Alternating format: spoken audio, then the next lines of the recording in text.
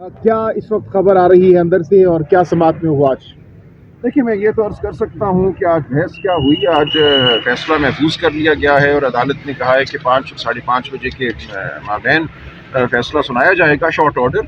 अब क्या फैसला होगा, मैं कोई मफरूज़ा पेश नहीं करना चाहूँगा। हमारी गुजारिश ये थी कि आज दिन तक जो कुछ हुआ है इस जेल ट्रायल में, वो गैर कानूनी तौर से हुआ है। आइन के और कानून के तकाजे पूरे नहीं किए गए। काल कोठरी में अवाम और मीडिया की नज़रों से ओझल, ख़ानदान से ओझल जितनी भी कार्रवाई है उसको हज़फ किया जाए और आइंदा अगर जेल ट्रायल होनी है तो उसके लिए ठोस मवाद जज के सामने होना चाहिए।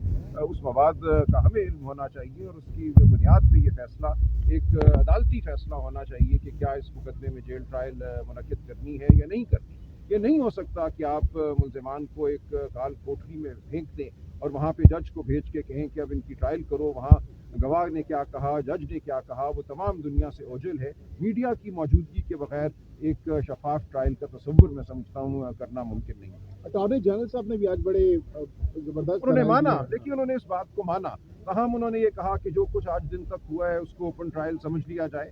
जब आप सब लोग जानते हैं कि आज तक जो कुछ हुआ है वो ओपन ट्रायल नहीं थी। कितने आपके सहाफ़ी बरादरी के लोगों ने मुझे बताया है कि कितनी बार उन्होंने कोशिश की, दरख्वास्तें भी दी कि हमें अदालत में आने दिया जाए और उनको ये इजाज़त नहीं दी गई। लिहाजा किसी तरह भी आज दिन तक जो ट्रायल हुई है वो एक आइन और कानून के मुताबिक नहीं है। तो आज के इन रिमार्क्स जो जज साहब की जानिब से दिए गए और जो अटॉर्नी जनरल साहब की जानिब से एग्री किया गया आप लोगों से, इससे क्या लग रहा है? मैं 5 बजे क्या उम्मीद हूँ, लेकिन इससे ज़्यादा मैं कुछ नहीं कह सकता। शुक्रिया। ये नहीं।